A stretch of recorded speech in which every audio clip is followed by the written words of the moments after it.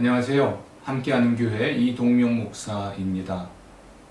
오늘의 묵상 말씀은 사무엘상 4장 1절부터 11절입니다.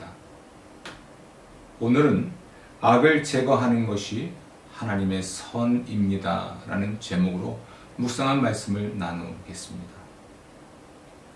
우리는 그리스도인임에도 불구하고 치명적인 실패를 경험할 때가 있습니다. 그렇게 되면 우리는 그 원인을 찾죠. 우리의 죄악에 대한 하나님의 심판이 그 원인일 수도 있습니다. 이스라엘 또한 제사장 엘리 때 치명적인 실패를 경험하였습니다. 그 원인은 그들의 죄악 때문이었습니다. 이스라엘은 블레셋과의 전쟁에서 패배하고 4천여 명이 전사했습니다. 이스라엘은 그 패전의 원인을 찾던 중에 하나님의 언약궤를 전장으로 가져오기로 했습니다. 언약궤가 자기들과 함께 있으면 마치 하나님께서 자신들과 함께 계실 것이고 또한 하나님께서 승리를 가져다 주실 것이라고 생각한 것이죠. 하지만 하나님의 언약궤를 전장으로 옮겨왔음에도 불구하고 이스라엘은 블레셋과의 두 번째 전쟁에서도 패배를 합니다. 이때 전사자가 3만 명에 이르렀습니다. 그리고 하나님의 언약궤마저 빼앗기게 되었죠. 이 전쟁에서 패배했고 또 그때 제사장이었던 홈니와 비느하스도 죽임을 당했습니다. 그 무렵 엘리는 98세의 노인이었습니다. 이미 오래전부터 그는 시력을 잃어가고 있었는데요.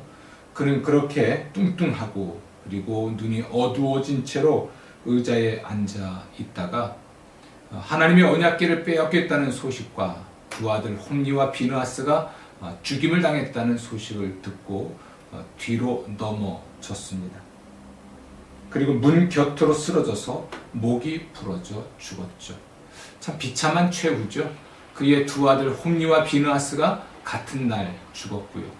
그리고 그의 엘리 그 자신마저도 그렇게 비참하게 세상을 떠났습니다. 엘리의 두 아들이 세상을 같은 날 떠나게 된 것, 그리고 엘리도 의자 뒤로 넘어져서 목이 부러져 죽은 것은 그들의 죄악에 대한 하나님의 심판이었죠. 그들은 하나님을 존중하지 않았고 하나님을 소중히 여기지 않았고 자신들의 직무와 직위를 남용해서 부를 축적했기 때문입니다. 아버지였고 제사장이었음에도 불구하고 두 아들의 비리, 비행을 말로는 꾸짖었으나 강제하지 않았습니다. 그래서 그들은 또 그의 가문은 비참한 최후를 맞이하게 된 것이었습니다. 우리가 주목하는 것은 하나님의 언약궤입니다. 이것은 매우 중요한 종교적 상징물이었습니다. 이 종교적 상징물은 어떤 사람의 신앙에 매우 강력한 증거가 될 수도 있습니다. 하지만 이 종교적 상징물을 오용하거나 남용하거나 오해할 수도 있는 것이죠. 언약궤는 그저 언약궤에 불과합니다. 이 언약궤는 하나님이 아니었죠. 심각한 건 이스라엘 백성들에게 있어서 심각한 실패는 자신들의 성공을 위해서, 자신들의 행복을 위해서, 자신들의 승리를 위해서, 자신들의 성공을 위해서 하나님을 조종하려고 했다는 것입니다. 회막이 있어야 될 하나님의 언약궤를 전장으로 옮겨오면 마치 승리할 것으로 생각한 것인데요. 우린 주목해야 될 것이 하나 있습니다. 그들은 그 전쟁을 시작함에 있어서도 하나님께 여쭙지 않았다는 것이죠. 혹은 하나님의 선지자였던 사무엘의 말을 듣지 않았다는 데 있습니다. 하나님께 여쭙지 않고 시작한 전쟁, 혹은 하나님의 선지자의 경고를 무시하고 시작한 이 전쟁이었기 때문에 그들은 패배했죠. 이것은 그들의 영적 상태를 잘 보여주는 것인데요.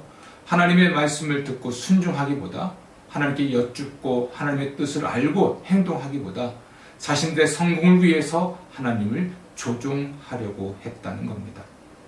하나님이 주인인데 그들은 자기 자신이 주인이 되려고 했고 하나님을 그들은 섬겨야 했으나 도리어 하나님을 자신들의 성공을 위해서 사용하려고 한 것이 심각한 실패였던 겁니다. 여러분, 하나님이 왕이십니다. 하나님이 창조주이시고 하나님이 통치자이시죠. 하나님이 주인이세요. 우리는 하나님을 따르고 하나님을 섬기고 하나님을 존중하고 하나님을 소중히 여겨야 하는 사람입니다. 이것을 잊지 마십시오. 하나님은 그러므로 이러한 악을 이스라엘 가운데서 제거하기 원하셨고 또 제거하셨습니다. 이스라엘은 치명적인 실패를 통해서 누가 주인인지를 알 수가 있었죠. 그들의 실패가 무엇인지도 알 수가 있게 되었습니다.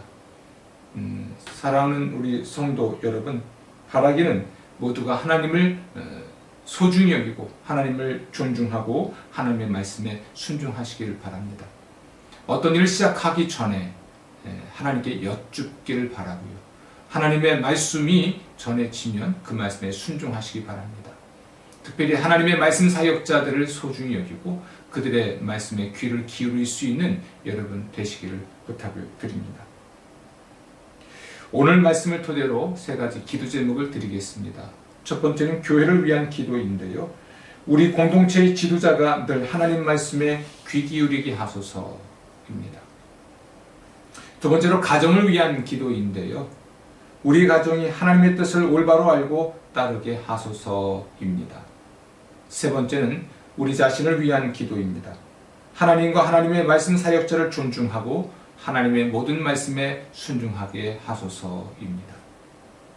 하나님께서는 악을 살피신다는 것을 기억하시고 하나님 보시기에 선한 삶을 사시기를 기원합니다. 복된 하루가 되시기를 바랍니다.